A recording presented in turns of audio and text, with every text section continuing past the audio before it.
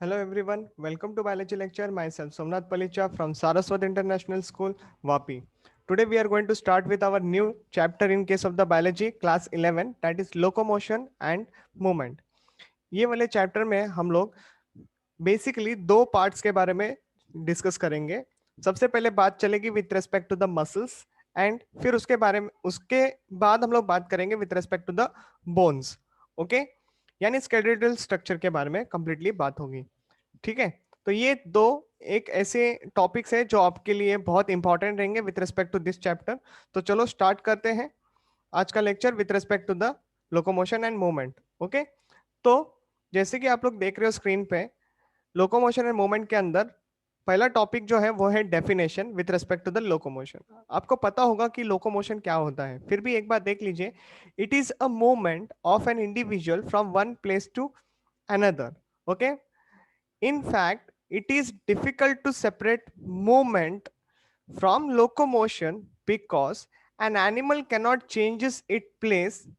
Okay, an animal cannot changes its place, that is locomote, without any movement. मतलब बिना movement करे कोई भी तरीके का locomotion possible नहीं हो पाता.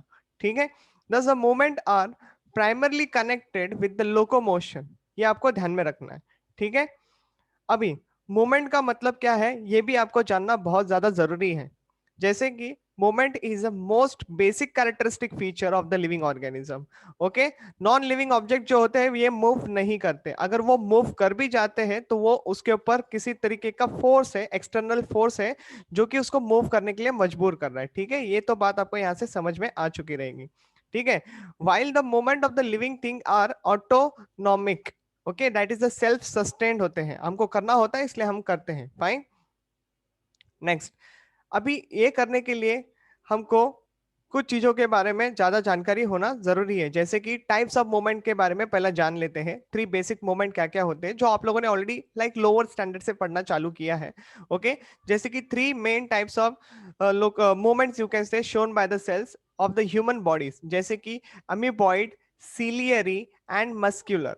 Okay, but flagellar movement is also found, that is only in case of the males. चलो अभी इसके बारे में डिटेल एनालिसिस करते हैं. ठीक है, जैसे कि सबसे पहले बात चल रही है अमीबॉइड मूवमेंट को लेके, उसको सूडोपोडियल भी कहते हैं. Okay, so this type of the movement is normally found in case of the leucocyte cells. Okay, जिनको हम लोग फैगोसाइट्स कहते हैं एंड मैक्रोफेजेस भी कहते हैं. ओके, जैसे कि डब्ल्यूबीसीज and all of the human lymphatic system. Fine, उसके बाद जो सीलियरी मूवमेंट्स होते हैं वो सीलिया की वजह से पॉसिबल है of the upper respiratory tract of the humans. वहां पे देखने मिलेगा, this is a location you can से. Okay, keep the invading the microbes and dust particles out. है ना, जैसे कि ब्रीदिंग वाला जो चैप्टर पढ़ा था हम लोगों ने, वहां पे भी हम लोगों ने अपर रेस्पिरेटरी ट्रैक्ट के बारे में काफी सारी चीजें डिस्कस की है. तो वहां पे सीलिया प्रेजेंट होते थे, ये भी हम लोग देखे हैं. ठीक है, where is the cilia of the fallopian tubes. Okay, oviducts, that is also called as oviducts. Okay, and vas efferentia जो कि ह्यूमन मेल्स का एक रिप्रोडक्टिव स्ट्रक्चर है. ओके, एंड फेलोपियन ट्यूब जो है वो ह्यूमन फीमेल्स का रिप्रोडक्टिव स्ट्रक्चर है. तो दोनों के अपने अपने फंक्शंस है. जैसे कि फेलोपियन ट्यूब जिसको ओविडक्ट्स कहते हैं, इसका काम है ट्रांसपोर्ट करने का ओवा को. ठीक है, वेरेस वासा एफरेंशिया का जो काम होता है वो है स्पर्मेटोजोआ को ट्रांसफर करने का. ठीक है, तो ये सारी बातें हैं जिसके लिए सीलिया मदद करता है, इसलिए क्या कहते हैं हम लोग, सीलियरी मूवमेंट कहते हैं. Okay, next, with respect to the muscular movement की बात करें तो सिंपल सी बात है, यहाँ पे ये मसल्स के थ्रू होता है. This is a basic mechanism is used in the majority of the vertebrates including human beings. Okay, next, the universal property of this mechanism is to exert a force by alternate contraction and relaxation movement of our limbs. Okay, जैसे कि limbs तो हो गया, jaws आ जाएगा, टंग आ जाएगा, etcetera etcetera. Okay, इन सब के लिए हमको क्या चाहिए होता है, मसल्स चाहिए होता है, इसलिए हम लोग इसको मस्कुलर मूवमेंट कहते हैं. Coming to the next part, that is a flagellar movement. Human sperm, जैसे कि मैंने पहले भी कहा कि ये एक यूनिक एग्जांपल है जो कि फ्लैजुलर मूवमेंट हमको देखने मिलता है. Okay, a typical example of a flagellated cell. Okay, exhibit the flagellar movement. The flagella is, you can say, propulsion equipment for the movement of the sperm towards the ovum. और actually जो flagella होता है वो anti clockwise direction में rotate करता है so that the sperm can move towards the ovum. Okay, यानी the site you can say where the fertilization is actually going to takes place, that is in the fallopian tube. Ampulla करके एक reason होता है, वहां पे fertilisation possible है. तो वहां तक जाने के लिए फ्लैजेलर मूवमेंट की जरूरत पड़ती है. Okay, this propulsion is brought about by the whip like movement of the tail. तो ये भी एक यहाँ पे क्वेश्चन बनता है, whip like movement, तो आप लोग इसको याद रख सकते हो, ठीक है, moment of the tail, and it is the you can say middle piece of the sperm जो होता है उसके अंदर माइटोकॉन्ड्रिया होता है जो कि क्या करता है, एनर्जी प्रोवाइड करता है स्पर्म के टेल को, so that he can easily swim towards the ovum. Okay, sperms के टोटल कितने पार्ट्स होते हैं, 4 पार्ट्स होते हैं, लाइक हेड होता है, नेक होता है, मिडिल पीस होता है एंड टेल होता है। करंटली हम लोग इसके स्ट्रक्चर को डिटेल एनालिसिस नहीं कर रहे हैं, वो हमारे क्लास 12 का टॉपिक है, तो फिलहाल के लिए मैं आगे बढ़ रहा हूं, ठीक है। नेक्स्ट, अभी आपके स्क्रीन पे एक एनसीईआरटी का डायग्राम प्लेस होने जा रहा है। ये मसल का डायग्राम है, see diagrammatic cross section view of a muscle showing the muscle bundles and muscle fibres. Okay, और सबसे पहले एक बात बता देता हूं, यहां से हमारे क्वेश्चन जो है वो ओरिजिनेट हो चुके हैं। मतलब आपको ये बात ध्यान में रखनी है कि ये जो डायग्राम है ये आपको एग्जाम में like diagrammatic type of question बना के दे सकता है, ठीक है। दैट मीन्स हमको इसको समझना बहुत ज्यादा जरूरी है, इसकी लेबलिंग्स को याद रखना बहुत ज्यादा जरूरी है। ओके, तो ये आप लोग देखोगे जैसे कि ये बाहर की ऑरेंज कलर की जो लेयर है ये कम से कम पूरे बंडल के बारे में बात चल रही है, मसल बंडल को लेके बात चल रही है, ठीक है। और ये जो मसल है इसके अंदर बहुत सारे मसल बंडल्स प्रेजेंट होते हैं और वो मसल बंडल्स के अंदर बहुत सारे मसल फाइबर्स होते हैं। ओके, ये आपको ध्यान में रखना है। तो देखो, initially you can see the muscle has blood supply also, आपको दिख रहा है वहां पे ब्लड कैपिलरीज वगैरह सारी चीजें प्रेजेंट हैं, ठीक है। इसके अलावा बात करते हैं सार्कोलेमा, आपको ध्यान में रखना है कि सार्कोलेमा जो है it is a plasma membrane of the muscle. Okay, क्या होता है sarcolemma, it is a plasma membrane of the muscle. अगर मैं बोलूं सार्कोप्लाज्म तो it is a cytoplasm of the muscle. Okay, and अगर मैं टर्म यूज करूं सार्कोजोम्स करके तो हम लोग उसको कहते हैं राइजो, यू कैन से माइटोकॉन्ड्रिया ऑफ द मसल। समझ में आ रही है बात, सार्कोजोम्स अगर मैं वर्ड यूज करूं it is a mitochondria of the muscles. Okay, and sarcolemma तो प्लाज्मा मेम्ब्रेन, एंड सार्कोप्लाज्म यानी साइटोप्लाज्म। एक और बात ध्यान में रखो, एंडोप्लाज्मिक रेटिक्यूलम जो होता है मसल्स के अंदर उसको कहते हैं सार्कोप्लाज्मिक रेटिक्यूलम ऑल्सो। ओके, तो ये 4 टर्म्स है जो आपको समझने हैं, इस चैप्टर में आएंगे, आगे जाके आपको समझ में आ जाएगा, सारी चीजें कनेक्ट हो जाएगी, ठीक है। Now this sarcolemma is there, मतलब प्लाज्मा मेम्ब्रेन है, एक मसल फाइबर के ऊपर फोकस करो। ओके, यहाँ पे जो आप एक मसल फाइबर देख रहे हो ना उसकी प्लाज्मा मेम्ब्रेन को कहते हैं सार्कोलेमा। ओके, ऐसे बहुत सारे फाइबर्स आपस में जाके मिलके एक बंडल फॉर्म करते हैं। क्या करते हैं, बंडल फॉर्म करते हैं। तो देखिए यहाँ पे लिखा हुआ है, okay, muscle fibre muscle cells करके लिखा हुआ है। सो दिस देखो यहाँ पे बड़े बड़े आप लोग बंडल्स देख पा रहे हो, this are called as a fascicle. Okay, क्या कहते हैं इसको, फैसिकल कहते हैं। अभी थोड़ी देर बाद मैं आप लोगों को कुछ नई लेबलिंग्स के बारे में भी बताऊंगा, तो आपको वो भी समझना बहुत ज्यादा जरूरी हो जाएगा, ठीक है। सो फिलहाल के लिए आगे बढ़ रहा हूँ, थोड़ी देर रुक जाना, आपको और सारी लेबलिंग्स के साथ फेमिलियर कराना है। ओके, सो बढ़ते हैं आगे with respect to the locomotion in the humans.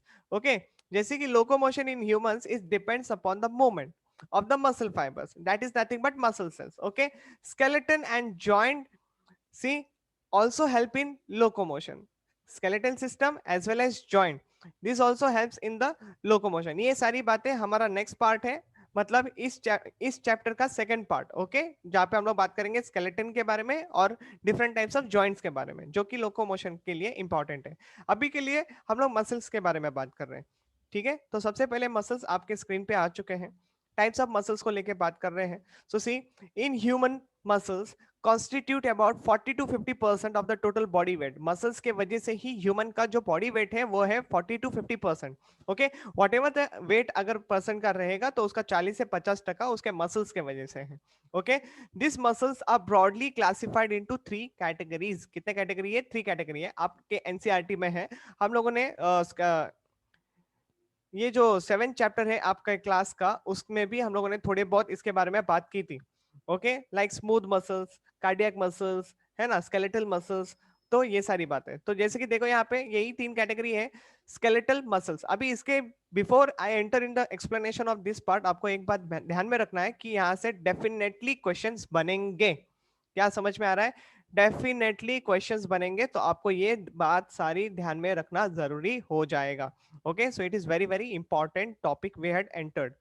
तो चलो देखते हैं स्केलेटल और द स्ट्राइप्ड मसल, और इसको स्ट्राइटेड मसल्स भी कहते हैं, और इसको वॉलेंट्री मसल्स भी कहते हैं। तुमको इन शॉर्ट पता है कि स्केलेटल मसल्स जो है वो अपने कंट्रोल में रहते हैं, तो हम लोग इसको वॉलेंट्री मसल्स के नाम से भी पहचानते हैं। दूसरी बात करते हैं with respect to the smooth muscles, इसलिए इनको अनस्ट्राइप्टेड कहते हैं, ओके या फिर नॉन स्ट्राइटेड भी कहते हैं, और विसरल कहते हैं। विसरल से समझ में आ गया रहेगा, this are connected with respect to the organs, और यू कैन से इनवॉलेंट्री, तो ऑर्गन की जो भी एक्टिविटी होती है वो मेरे हाथ में नहीं होती, सो it is a involuntary activity, okay. और एक और जो सिनारियो आ रहा है वो है with respect to the cardiac muscle. So again by the nerve, by the term itself you had come to know कि ये हमारे हार्ट से रिलेटेड है। Again it is a involuntary kind of muscles only, okay. तो ये छोटा छोटा सा इंट्रोडक्शन था। अभी हम लोग इन्हीं सारे टर्म्स को लेके थोड़ा सा डिस्क्रिप्शन करेंगे, और फिर बाद में क्या हो जाएगा, मैं आपको ओवरऑल एक कंपैरेटिवली समरी दे दूंगा with respect to the diagram, so that straightforward आपके क्वेश्चंस जो है वो इस टॉपिक से सॉल्व हो जाएंगे, ठीक है। चलो वो बात करते हैं अभी स्केलेटल मसल्स को लेके। तो these muscles are found in the limbs. कहाँ पे मिलता है? लिम्स में देखने मिलेगा, okay. Hand limb, four limbs, ये सारी बातें होती है, ओके। बॉडी वॉल्स, टंग के ऊपर, फैरिंग्स के ऊपर, and beginning of the oesophagus, मतलब हमारी शुरुआत का जो ईसोफेगस का एरिया है वो वाला। This muscles are under the control of animals will, मतलब हमारे विल पावर के अंडर है, ठीक है। This muscles are normally attached to the skeleton, okay. Normally क्या है, तो ये सारे मसल्स हमारे स्केलेटल सिस्टम के साथ अटैच्ड है, ठीक है। The major component of the muscle is water, important है, मार्क कर लो, मतलब मेजोरिटी पानी इसमें ज्यादा देखने मिलता ही है मसल्स में, ओके। इसके अलावा एक मिनरल आयंस के ऊपर क्वेश्चन बनता है, तो वो भी आपको ध्यान में रखना है कि पोटेशियम जो है ये मसल्स में सबसे ज्यादा अमाउंट में पाया जाता है। अबंडेंट मिनरल एलिमेंट जो है यहाँ पे लिखा गया है, ठीक है। Next, other minerals are also present in traces, traces यानी थोड़े से कम क्वांटिटीज में, जैसे कि यहाँ पे सोडियम हो गया, कैल्शियम हो गया, ओके, फॉस्फोरस हो गया, एंड मैग्नीशियम हो गया, ठीक है। मसल्स क्या करते हैं, तो ग्लाइकोजन को स्टोर करके रखते हैं। इस पॉइंट को मार्क कर लो बेटा लोग, क्योंकि इसके बारे में हम लोग आगे जाके मसल कॉन्ट्रैक्शन में बहुत ज्यादा बात करेंगे, ओके। मतलब ये क्या है, तो इसे स्ट्रेट फॉरवर्ड ध्यान में रखना कि हमारे क्वेश्चंस बनेंगे यहां से, ओके। तो मसल्स के अंदर ग्लाइकोजन स्टोर होता है, ये आपको ध्यान में रखना है। कैसे स्टोर होगा, कब स्टोर होगा, ओके, ये सारी बातें आगे चलेगी, ओके, लेक्चर में, ठीक है। नेक्स्ट बढ़ते हैं आगे। They have oxygen carrying pigment, yes, muscles को जो ऑक्सीजन जाता है तो वो एक पिगमेंट के थ्रू जाता है, जिसको हम लोग कहते हैं मायोग्लोबिन, ओके। जैसे कि ये हमारे मसल्स का हीमोग्लोबिन हो गया, okay. Next, muscle also contain ATP, जरूरी है, मसल कॉन्ट्रैक्शन के लिए एनर्जी चाहिए होता है, it is an active process, तो एटीपी चाहिए, okay. Next, phosphocreatine, creatine and urea. अभी आप सोच रहे रहेंगे कि ये फॉस्फोक्रिएटाइन एंड क्रिएटाइन जो आप लोगों ने एक्सक्रीटरी सिस्टम में पढ़ा था, अब ये यहाँ पे क्या कर रहा है, तो yes it is very important, क्योंकि देखो मसल को काम करने के लिए एटीपी चाहिए, ओके। एडिनोसाइन ट्राइफॉस्फेट की काफी ज्यादा जरूरत होती है, तो इतना एटीपी माइटोकॉन्ड्रिया तो दे देगा, लेकिन अगर मान लो मसल को ज्यादा देर तक कॉन्ट्रैक्शन रहना है तो एटीपी की जरूरत पड़ सकती है। तो ये जो फॉस्फोक्रिएटाइन एंड क्रिएटाइन जो है ये हमको एटीपी बनाने में मदद करते हैं, ओके। जैसे कि मैंने आप लोगों को कहा कि ग्लाइकोजन के बारे में आप थोड़ा सा सतर्क रहिए, क्योंकि वहां पे क्वेश्चंस बनते हैं, तो उसी तरीके से आपको इस टॉपिक को भी ध्यान में रखना है, एटीपी, फॉस्फोक्रिएटाइन एंड क्रिएटाइन वर्ड को लेके अलर्ट रहना है, क्योंकि इनके ऊपर भी क्वेश्चंस बनते हैं। कैसे बनेंगे, कब बनेंगे, ये मैं बताऊंगा कौन से पार्ट पे आएगा, ठीक है। So please wait for that. बढ़ते हैं आगे की तरफ, लेकिन इतना ध्यान रखना मसल कॉन्ट्रैक्शन जो है it is an active process, ATP चाहिए। बढ़ते हैं हमारे अगले मसल की तरफ, that is a visceral muscles, okay, that is a smooth muscles, fine. So let's try to understand this part also.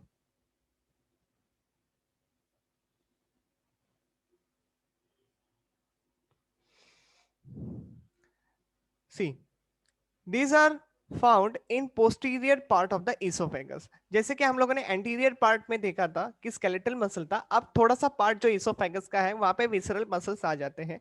इसके अलावा हमारे stomach, intestine, lungs, urinogenital tract जो होता है वहां पे, देन यूरिनरी ब्लैडर में, उसके बाद ब्लड वेसल्स में, iris of the eyes very important, then dermis of the skin, and erector pili, these are the muscles of the hairs, okay, erector pili, these are muscles of the hairs, and smooth muscles never connect with the skeleton, ये आपको ध्यान में रखना है, smooth muscles कभी भी skeletal system को connected नहीं रहते, ठीक है। These muscle fibers cells are actually a elongated and spindle shaped structure. Important है पॉइंट, ओके, डोंट वरी, मैं आपको समरी में बहुत शॉर्ट करके दिया हूं तो आपको बहुत इजीली समझ में आ जाएगा. This is just an elaborated part, okay. So now see over here, each fiber contains a single oval shaped nucleus over here, okay, surrounded by the cytoplasm, जिसको sarcoplasm कहते हैं. In cytoplasm the myofibrils are arranged longitudinally, okay, myofibril जो होते हैं वो longitudinally present है. Fine. There is no sarcolemma, ये आप ध्यान में रख सकते हो. This is a important statement over here. Sarcolemma यानी प्लाज्मा मेम्ब्रेन नहीं होता. However this fibre is enclosed by the plasma membrane, okay. तो ये थोड़ा सा एक अलग यूनिक पॉइंट है, आप लोग इसको थोड़ा सा अलर्ट रहना. Action of this muscles is controlled by the ANS, okay. क्या होता है ये? ऑटोनॉमस नर्वस सिस्टम है, इनवॉलेंट्री है, okay. Hence they are not under the control of the animals will.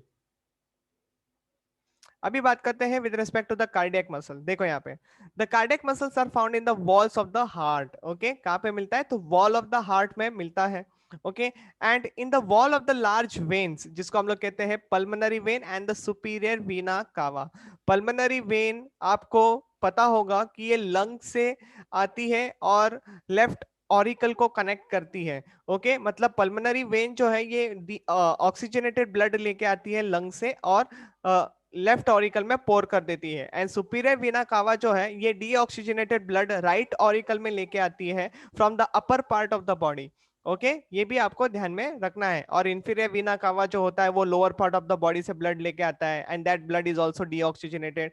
तो ये सारी बातें हैं जो हम लोग ऑलरेडी बात कर चुके हैं सर्कुलेटरी वाले चैप्टर में, ठीक है. Now let's move ahead where this veins enters the heart. ये तो मैंने आपको बता दिया, okay. These fibers shows a characters of both unstriped as well as striped muscle fibers. इसलिए ये पॉइंट इंपॉर्टेंट हो जाता है. दोनों कैरेक्टर्स देखने मिलते हैं स्ट्राइप्ड एंड अनस्ट्राइप्ड मसल फाइबर जैसे, ठीक है. Each fibre is long and cylindrical structure which lakhs a definite sarcolemma, okay. तो एक डिफाइनेट सार्कोलेमा जो होता है वो यहाँ पे थोड़ा सा कम देखने मिलता है.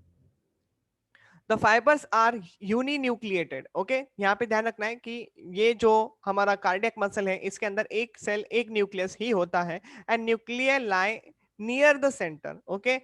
The fibers have some larger branches known as oblique bridges to form the contractile network, okay. The myofibrils have transverse faint dark and light bands. ये सारी बातें बताऊंगा डायग्राम में, okay, which alternate with each other, okay. In this way the cardiac muscle fibers are also striped but having dark intercalated disc at intervals, okay. अब यहाँ पे आपको important labelling क्या है? तो इंटरकैलेटेड डिस्क. ये इंटरकैलेटेड डिस्क वर्ड मैंने बाकी किसी भी मसल्स में बताया नहीं है, ये खाली अभी के लिए चल रहा है, ठीक है. मतलब कार्डियक मसल के लिए चल रहा है, तो बताऊंगा ये सारी बातें क्या होती है. Now see over here the intercalated disc जो होती है आर स्पेशलाइज्ड रीजन. देखो जैसे कि मैंने कहा कि यहाँ पे क्वेश्चंस बनते हैं क्योंकि ये स्पेशलाइज्ड रीजन है जो कि दो सेल्स को आपस में कनेक्ट करने का काम करती है. देखो the cell membrane of two adjacent fibres, okay. The intercalated discs function as boosters of the contraction waves and permit the wave of the muscle contraction to be transmitted from one cardiac fiber to the another. तो बस वही काम है, impulse को travel करने के लिए भी मदद करती है और सेल्स को इंटैक्ट रखने में मदद करती है. तो ये लो आपके सामने मैंने समरी ला दी, ओके. नाउ अभी इसको देख लेते हैं फटाफट और आपका टॉपिक जो है वो बहुत इजी होने जा रहा है, ओके. तो smooth muscles, visceral muscles and cardiac muscles को अभी हम लोग बहुत इजी तरीके से अंडरस्टैंड करेंगे. तो यहाँ पे सबसे पहला आता है स्केलेटल मसल फाइबर्स. देखो it is unbranch, it is a multinucleated condition, have alternate light and dark band and these are striated voluntary muscles and are attached to the skeleton with the help of the tendons, okay. Easy हो गया अभी, fine. Endoplasmic reticulum in the muscles जो होते हैं उनको sarcoplasmic reticulum कहते हैं. And yes the question comes from this region कि एंडोप्लाज्मिक रेटिकुलम जो है ये कैल्शियम आयंस को स्टोर करके रखते हैं. अब एक बात को ध्यान में रखना यहाँ पे, बिना कैल्शियम आयंस के मसल कॉन्ट्रैक्शन नहीं होता। और एंडोप्लाज्मिक रेटिकुलम जो है ये कैल्शियम आयंस का पूरा बोलते हैं ना सोर्स है। ओके, तो कैल्शियम आयंस की बहुत ज्यादा रिक्वायरमेंट होती है मसल कॉन्ट्रैक्शन के लिए, आप लोग सीखोगे वो सारी बात। ओके, अभी फिलहाल के लिए ये जितना पॉइंट मैंने ऊपर लिखा था अब वही सारे पॉइंट्स मैंने नीचे डायग्रामेटिक फॉर्मेशन में बताने जा रहा हूं। तो ये जो बाहर की रेक्टेंगुलर कवरिंग आप लोग जो देख रहे हो, इस रेक्टेंगुलर कवरिंग को मैं कहता हूं सार्कोलेमा। क्या कहूंगा मैं? सार्कोलेमा, ठीक है। और इसके अंदर का जो एरिया है उसको बोलेंगे हम लोग सार्कोप्लाज्म यानी cytoplasm of the muscles. And साथ में बहुत सारे पेरिफेरल पे न्यूक्लियस आप लोग देख रहे हो, मतलब it is a multi nucleus condition. Okay, यहां तक बात क्लियर हो गई। अब alternate light band and dark band के लेके बात चल रही थी। तो ये जो लाइंस आप लोग यहाँ पे देख रहे हो, parallel lines which I had drawn over here, these are called as A band. Okay, आप लोग यहाँ पे भी फिर से ए बैंड देख सकते हो। और ये दोनों ए बैंड्स के बीच में जो गैप्स होती है उनको कहा जाता है I band. Okay, A for aniso होता है एंड आई फॉर आइसो होता है। These are only called as alternate light band and the dark band, मतलब ए बैंड का ही नाम होता है dark band. Okay, and I band का नाम होता है light band. Okay, alternate, dark band, light band, ऐसे अरेंजमेंट आपको यहाँ पे देखने मिल रही है। This is how the things has been explained very clearly. Okay, चलो अब इसी को विसरल मसल्स के जैसे भी समझते हैं। स्पिंडल स्ट्रक्चर होते हैं, जैसे कि मैंने इनिशियली कहा था, यूनिन्यूक्लिएटेड है। ओके, अनस्ट्राइटेड है, इनवॉलेंटरी है, under the control of ANS है, और इनका जो न्यूक्लियस है वो भी ओवल शेप होता है, हम लोगों ने देखा था। फाइन, अभी कार्डियक मसल्स को लेके बात करते हैं। कार्डियक मसल 90% सेम है स्केलेटल मसल जैसा। देखो, हार्ट वॉल की बात करते हैं, जहां पे ये प्रेजेंट होते हैं, ब्रांच स्ट्रक्चर है, यूनिन्यूक्लियड। यस, ये ब्रांच स्ट्रक्चर है। और अनब्रांच स्ट्रक्चर कौन था? स्केलेटल मसल फाइबर, जो कि अनब्रांच था। आप लोग कंपैरेटिवली स्टडी करो, आपको बहुत इजी हो जाएगा समझने के लिए। ओके, यहाँ पे भी आप लोगों को dark band and light band वाला सिनेरियो देखने तो मिल ही रहा है, साथ में न्यूक्लियस भी देखने मिल रहा है एक सेल के अंदर। Okay, and this are involuntary function. मैं अपने दिल को अपने हाथ में नहीं कंट्रोल करता, ठीक है, तो वो अपने आप कंट्रोल होता है। चलो नेक्स्ट, आप लोग यहाँ पे पेरीफेरी पे जो रीजन देख रहे हो, दीज आर, सी यहाँ पे ये जो वेवी लाइंस है, what are these lines called as? याद करने की कोशिश करो, सर ने बताया था, दीज आर इंटरकैलेटेड डिस्क, जो कि आपस में सेल्स को कनेक्ट करने का काम करती है। ओके, क्या करने का काम करती है? आपस में कनेक्ट करने का काम करती है। Very important. ओके, ध्यान में रखना है। और इनका जो बाहर से आउटर कवरिंग जो है उसको सार्कोलेमा कहते हैं, बाकी सारी लेबलिंग्स वही है। इनको साइटोप्लाज्म को साइटोप्लाज्म कहते हैं। ओके, और न्यूक्लियस तो आपको देखने मिल ही रहा है। ओके, आई बैंड देखने को मिलेगा और ए बैंड यहाँ पे देखने मिलेगा। ओके, यहाँ पे हमारा जो है इंपॉर्टेंट लेक्चर जो है वो यहाँ पे एंड हो जाता है। इंपॉर्टेंट लेक्चर का मतलब ये नहीं कि लेक्चर खत्म हो रहा है, इसका मतलब ये होता है कि आप लोगों ने बेसिक मसल्स के बारे में जानकारी ले ली है। ओके, अब हमारा जो स्ट्रक्चर चलेगा पूरे लेक्चर में वो है with respect to the skeletal muscle. मतलब हम लोग वॉलेंट्री मसल्स को डिटेल स्टडी करेंगे। क्या करेंगे? वॉलेंट्री मसल्स को डिटेल स्टडी करेंगे। फाइन, लेकिन इसको समझने के लिए आपको सबसे पहला ये बात जरूर ध्यान में रखना है कि ए बैंड को dark band and I band को लाइट बैंड कहते हैं, ये आपको ध्यान में रखना है। मतलब यही सारी बातें हम लोग करेंगे अभी। ओके, सो रेडी हो जाओ, आपके सामने इंपॉर्टेंट सा स्ट्रक्चर खुलने जा रहा है। Okay, to understand the structure and mechanism of contraction, each skeletal muscle is made up of a number of muscle bundle, और जिसको fascicle कहते हैं, जो कि मैंने आपको ऊपर वाले एनसीईआरटी के डायग्राम में दिखाया था। ठीक है, तो it is a bundle. Okay, each bundle contains A number of muscle fibres. तो बंडल कैसा है? बहुत सारे मसल फाइबर्स का है।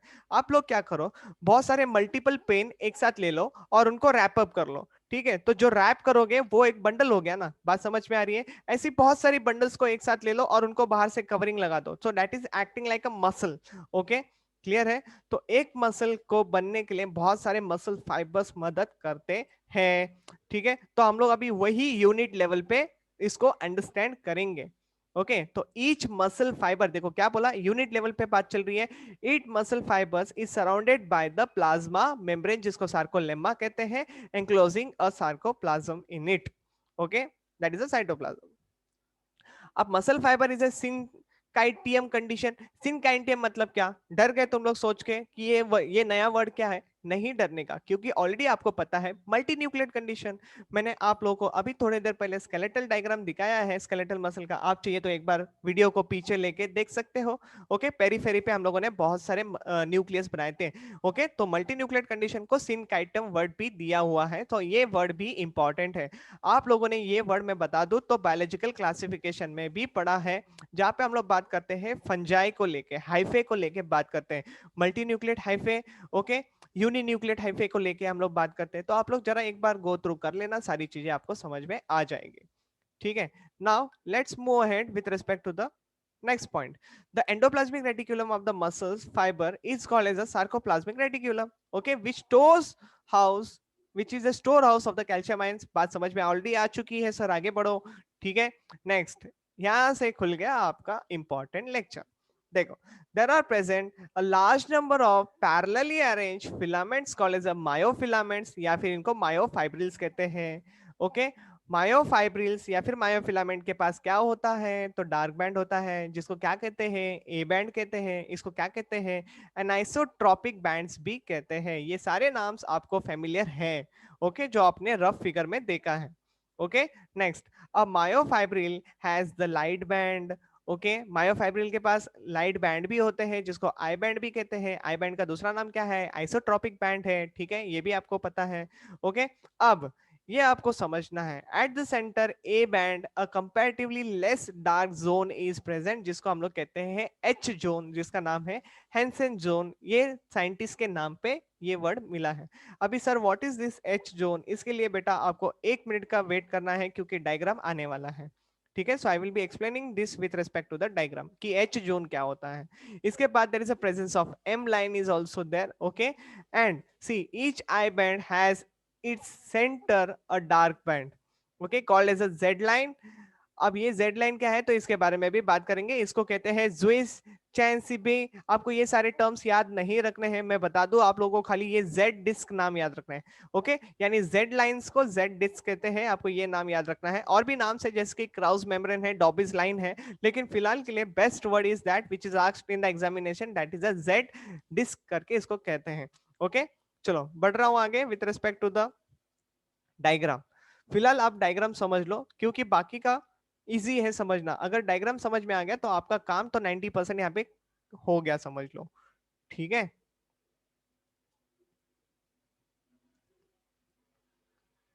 तो जैसे कि आप लोग यहाँ पे एक स्ट्रक्चर देख रहे हो, काफी कलरफुल स्ट्रक्चर है।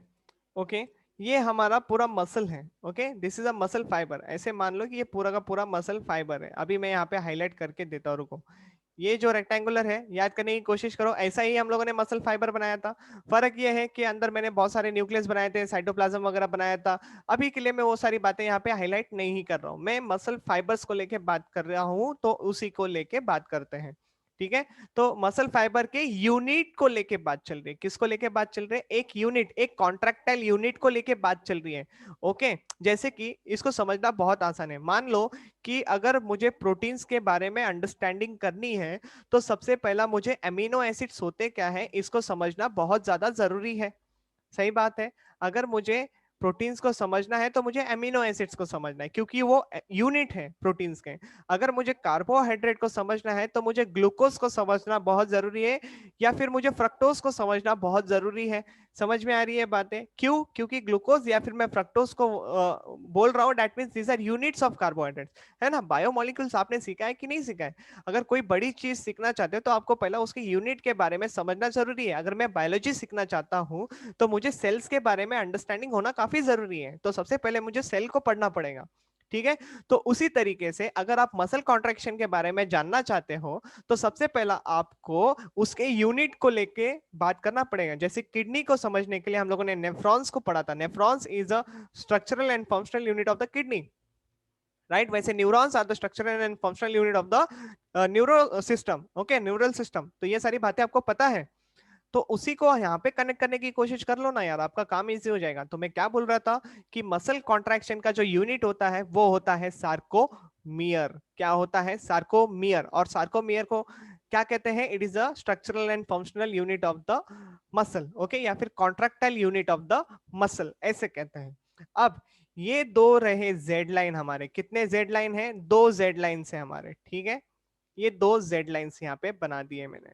फाइन। अब ये 2 जेड लाइन के ऊपर आप लोग ये वॉयलेट कलर के स्ट्रक्चर्स जो देख रहे हैं वो है एक्टिन फिलामेंट। ओके, इस एक्टिन को थिन मायोफिलामेंट के नाम से भी पहचाना जाता है। एक्टिन को थिन मायोसिन नाम के फिलामेंट से भी पहचाना जाता है। ओके, और ऐसे बहुत सारे एक्टिन के फाइबर्स लगे रहेंगे। These are thin structures. Okay, these are thin structure. Fine.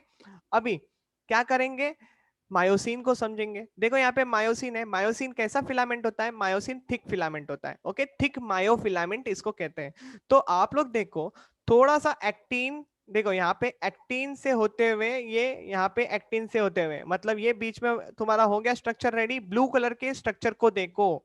Okay, किसको देखना है आपको? ब्लू कलर वाले स्ट्रक्चर को देखना है। Only this much area you have to see. ये हमारा मायोसिन फिलामेंट है। मतलब मायोसिन के ऊपर हमारा एक्टिन होना जरूरी है। ओके, मायोसिन के ऊपर हमारा क्या होना जरूरी है? एक्टिन। लेकिन कुछ part of the actin. Okay, तो जैसे कि हम लोग कहते थे डार्क बैंड, ए बैंड, तो ये जो मायोसिन का जितना भी एरिया है उसको मैं बोलूंगा ए बैंड। आप लोग ऊपर दिए गए रेड कलर वाले मार्किंग्स को देखो, उससे ही समझ में आ जाएगा कि लेबलिंग में क्या किया है। Okay, so that myosin filament is nothing but your A band, nothing but your dark band, nothing but your aniso band. Okay, okay और ये जितना वॉयलेट कलर का स्ट्रक्चर है उतना वॉयलेट कलर के स्ट्रक्चर को हम लोग कहते हैं आई बैंड, यानी ये तुम्हारा हो गया लाइट बैंड यानी आइसो बैंड। ओके, समझ में आ गया A band and I band. अभी आपको समझना है एच बैंड। तो ये जितना एरिया बीच में बच गया, ओके, ये जितना एरिया बीच में बचा है मैं हाईलाइट कर देता हूं। This much area will be called as H band. Okay, Hensen's band जिसको कहते हैं। Okay, and imaginary line will be there in the centre which is called as a M line. What do you mean by this M line? ये centre line है। जब muscle contraction की बात आती है ना, तो ये मायोसिन फिलामेंट एक्टिन को क्या करता है? पुल करता है towards this M line. Okay, क्या करता है मायोसिन? एक्टिन के साथ जुड़ के, एक्टिन के साथ जुड़ के एक्टिन को एम लाइन की तरफ खींचता है। मान लो आपके आजू बाजू में, मतलब आपके लेफ्ट हैंड साइड में, ओके, मान लो यहाँ पे एक फिगर है, यहाँ पे एक फिगर बना देते, ठीक है, ये एक फिगर है। इस फिगर के लेफ्ट साइड में एक और फिगर खड़ा है, ठीक है, इसके लेफ्ट साइड में एक फिगर खड़ा है, और यही बीच वाले फिगर के राइट साइड में भी एक फिगर खड़ा है, ठीक है। और मान लो कि बीच में आप खड़े हो, वो बीच वाला कौन है? तो ये आप हो। और मैं बोल रहा हूं कि आपको इसको पकड़ना है, लेफ्ट वाले को भी और राइट वाले को भी, और खींचना है अपने तरफ, अपनी तरफ खींचना है। बात समझ में आ रही है? तो आप कौन सा काम कर रहे हो? आप मायोसिन का काम कर रहे हो। कौन सा काम कर रहे हो? मायोसिन का। और ये जो बाजू में जो फिलामेंट, मतलब जो विद्यार्थी, मतलब या जो इंडिविजुअल्स हैं, उनको मान लो वो एक्टिन है और आप उनको खींच रहे हो, ठीक है। तो जब आप अभी देखो दूसरे फिगर को फोकस करो, आप लोगों को समझ में आ जाएगा कि मैं क्या कहने की कोशिश कर रहा हूं। तो आपने जैसे ही दोनों को खींचा तो ये दोनों आपके नजदीक आ गए। आपके क्या हो गया? आपके नजदीक आ गए। ओके, मतलब डिस्टेंस बीच का जो है वो छोटा हो गया, है कि नहीं? डिस्टेंस क्या हो गया? छोटा हो गया। देखो ये पूरा इतना बड़ा डिस्टेंस था, ये इतना बड़ा जो डिस्टेंस था, okay, distance between you and that both persons, okay, that is equal to nothing but the sarcomere, है कि नहीं? ये दोनों, जिन दोनों स्टूडेंट्स को आप खींच रहे हो, उनके उनके टोटल डिस्टेंस को आप लोग क्या कहेंगे? सार्कोमियर कहेंगे। लेकिन एक बार आप लोगों ने उसको खींच लिया अपनी तरफ, ओके, आपने क्या किया? उन दोनों को खींच लिया अपनी तरफ, तो अभी क्या हो गया? बीच का गैप, मतलब जो डिस्टेंस था, वो दोनों दूर थे, आप नजदीक आ चुके हैं, तो डिस्टेंस कम हो चुका है। तो डिस्टेंस कम होना मतलब क्या है? कॉन्ट्रैक्शन हो जाना। कॉन्ट्रैक्शन होने से क्या हो जाता है कि सार्कोमियर का जो टोटल लेंथ होता है वो रेड्यूस हो जाता है। अगर सार्कोमियर का लेंथ अगर रेड्यूस हो रहा है तो मानो एज बैंड क्या है? वो उतना ही रहेगा? नहीं, एज बैंड भी छोटा हो जाता है। ओके, क्या हो जाता है? एज बैंड छोटा हो जाता है, और साथ में ये जो आई बैंड है ये भी छोटा हो जाता है। मेरी बात को समझने की कोशिश करो, क्योंकि यही सारी बातें आगे डिटेल एक्सप्लेनेशन मिलने वाला है। तो सार्कोमियर जो है, it is the contractile unit. इस कॉन्ट्रैक्टाइल यूनिट की एक अपनी स्पेसिफिक लेंथ होती है, और जब कॉन्ट्रैक्शन की बात आती है तो मायोसिन क्या करता है? एक्टिन को अपनी तरफ खींचता है, अपनी तरफ यानी एम लाइन की तरफ खींचता है, बीच में लेके आता है, दोनों साइड से एक्टिन को खींचता है और एम लाइन के पास लेके आता है। इसके वजह से सार्कोमियर की जो ओरिजिनल लेंथ होती है वो रिड्यूस हो जाती है। अगर सार्कोमियर की ओरिजिनल लेंथ रिड्यूस हो जाएगी तो इसका मतलब क्या है कि कॉन्ट्रैक्शन हो चुका है। ओके, कॉन्ट्रैक्शन हो चुका है। क्या क्या चीजें यहाँ पे चेंजेस देखने मिलती है? आई बैंड जो होता है वो छोटा हो जाता है। ओके, एच बैंड जो होता है वो या तो गायब हो जाएगा या तो बहुत छोटा हो जाएगा, ये आपको ध्यान में रखना है। और सार्कोमियर भी अपनी लेंथ कम कर देता है, मतलब छोटी हो जाती है। ओके, कैसे? क्योंकि ये सारा चीज अपने नजदीक आ जाते हैं। ओके, एम लाइन के पास आ जाते हैं। ये तो आप लोगों ने समझ लिया। अब मान लो ये इतना बड़ा फिलामेंट है। ओके, यहाँ पे मैं फिलामेंट का ड्राइंग बना रहा हूँ, तो अभी इसका टीएस लिया मैंने। क्या लिया? टीएस। तो टीएस में क्या दिखता है? देखो ये ऐसे मसल फाइबर है। समझ में आई बात? तो ये मसल फाइबर का टीएस है। देखो कैसे दिखता है। अगर क्वेश्चन आया कि एक myosin covers how many actin, मतलब एक मायोसिन के आजू बाजू में कितने एक्टिन होते हैं, तो एक मायोसिन के आजू बाजू में गिनो कितने डॉट्स दिख रहे हैं आप लोगों को? 6 डॉट्स है। देखो 1 2 3, फिर ये 4, ये 5 और ये 6। तो 1 मायोसिन के आसपास में टोटल आपको 6 एक्टिन मॉलिक्यूल देखने मिल रहे हैं। अगर एक एक्टिन का पूछा तो ये 3 बड़े डॉट को कंसिडर करो। देखो 3 डॉट्स को कनेक्ट कर लिया, बीच में कौन आ गया? एक ही एक्टिन आ गया। तो ये क्या है? 1 actin surrounds by the 3 myosin. Okay, ऐसे क्वेश्चंस बनते हैं, आपको ये सारी बातों को ध्यान में रखना है। ओके, फाइन, समझ में आ गया। This is what the basic introduction with respect to the muscle fibres. तो ये देखो यहाँ पे यही सारी बातें डायग्रामेटिक फॉर्म में देखने की कोशिश करो। ये रहा बड़ा सा मसल। ओके, बड़ा सा मसल फाइबर। लेकिन हम लोग ने कितना सीखा? हम लोगों ने खाली इतने से पार्ट के ऊपर फोकस किया। आई बात समझ में? क्योंकि यहाँ पे देखो 3 यूनिट दिए हुए हैं, और मैंने 3 यूनिट को लेके क्यों बात करूं? क्योंकि मेरा काम तो एक ही यूनिट बताने का है, क्योंकि बाकी सब तो सेम ही रहेगा। अगर आप लोगों ने अमीनो एसिड सीख लिया तो प्रोटीन समझने के लिए कितना टाइम जाएगा आप लोगों को? समझ में आ रही है बात? वैसा ही कुछ सिनेरियो है। तो देखो ये जेड लाइन हो गई यहाँ पे, ये वाली जेड लाइन, और ये वाली दूसरी जेड लाइन। ओके, तीसरी चाहिए तो ये लो, यहाँ पे एक जेड लाइन आएगी और यहाँ पे भी चौथी जेड लाइन आएगी। ठीक है, आएगी, वो भले डायग्राम में नहीं दिखा है लेकिन आएगी। ओके, तो ये 2 जेड लाइन हो गए। बीच में आप लोगों को डार्क बैंड दिख रहे हैं, है कि नहीं? और फिर आप लोगों को एज बैंड भी दिख रहा होगा। देखो यहाँ पे एकदम छोटा सा जो सेंटर वाला पार्ट होता है उसको एज बैंड कहते हैं। नहीं समझ में आया? वो नीचे जो फोकस किया है ना, आप इसको समझो। देखो 2 जेड लाइन के बीच वाला जो एरिया होता है उसको सार्कोमियर कहते हैं। Okay, now focus over here. देखो ये छोटा सा बैंड जो है जिसको हम लोग एक्टिन कहते हैं। ओके, जिसको हम लोग क्या कहते हैं? एक्टिन। ये आपका आई बैंड है, और ये जितना भी अंदर है ये बड़ा सा डार्क बैंड यहाँ पे जो थिक बैंड दिखा है ब्लैक कलर का dot. Okay, that is what called as the myosin filament. क्या कहते हैं इसको? मायोसिन फिलामेंट कहते हैं। एक देखो यहाँ पे लिखा है थिक मायोफिलामेंट। थिक मायोफिलामेंट का मतलब क्या है? These are myosin. और यहाँ पे जो एकदम लाइट लाइट हल्के हल्के लाइंस दिखाए ना, this are lines are nothing but your thin myofilament, that is what your actin. Okay, बात समझ में आया? ये बीच वाला हो गया एम लाइन। ओके, ये पूरा हो गया तुम्हारा myosin is your A band, और ये जितना एक्टिन हो गया that is your I band. Okay, so alternate light and dark band की अरेंजमेंट आप लोग यहाँ पे देखते हो। सेम डायग्राम आपके एनसीईआरटी में दिया हुआ है। ओके, तो आप लोग उसको भी देख सकते हो। Coming to the very next drawing over here, तो ये सारे बातों को मैं अभी नेक्स्ट लेक्चर में बताऊंगा कि ये क्रॉस ब्रिजेस होते क्या है। ओके, मैंने अभी तक इसके बारे में बात नहीं की है, मैंने आपको खाली स्ट्रक्चर बताया।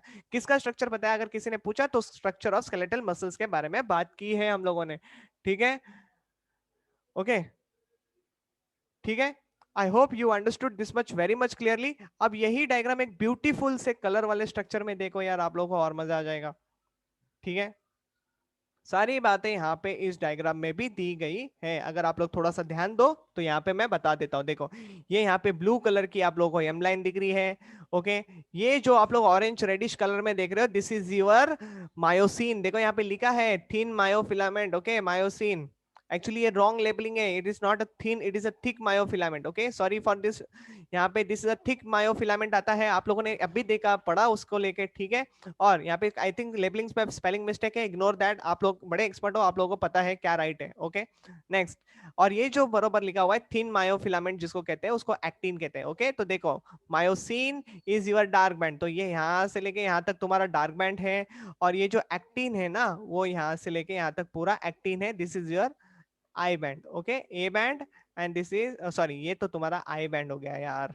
यहाँ पे ये तुम्हारा आई बैंड हो गया क्योंकि एक्टिन है वो, और ये तुम्हारा ए बैंड हो गया। ठीक है, डार्क बैंड हो गया। फाइन, अभी सही है, ज्यादा सोचो मत। ऊपर वाले इतने सारे डायग्राम्स आप लोगों ने सीखे, that is enough for you. Okay, and these are the Z lines. ये एक लाइन इधर खींच देते हैं, एक लाइन इधर खींच देते हैं, और ये दोनों जेड लाइन के बीच का जो भी एरिया है इसको सार्कोमियर कहते हैं। Okay, that's it, this much only you have to keep in mind. Fine, आगे वाले लेक्चर में हम लोग बात करेंगे contractile proteins, that is myosin होता क्या है, एक्टिन होता क्या है, ये सारे स्ट्रक्चर्स को अभी डिटेल समझने का टाइम आ गया है। मतलब क्या, अभी मैंने बोला contractile unit of the protein is amino acid, तो अमीनो एसिड होता क्या है भाई, उसमें क्या क्या चीजें प्रेजेंट है ये आपको पता रहना जरूरी है ना। वैसा ही यहाँ पे जो चीजें कॉन्ट्रैक्ट कर रही है, जो मसल फाइबर कॉन्ट्रैक्ट कर रही है, एक्टिन एंड मायोसिन मदद करती है कॉन्ट्रैक्शन के लिए, तो वो किस चीज के बने हुए ये आपको समझने का इंपॉर्टेंट टाइम आने वाला है। ठीक है, तो मिलेंगे आपको नेक्स्ट लेक्चर वीडियो से लिए, तब तक के लिए take care, bye bye, see you, okay. Keep reading your NCERT, that is very much important for you all.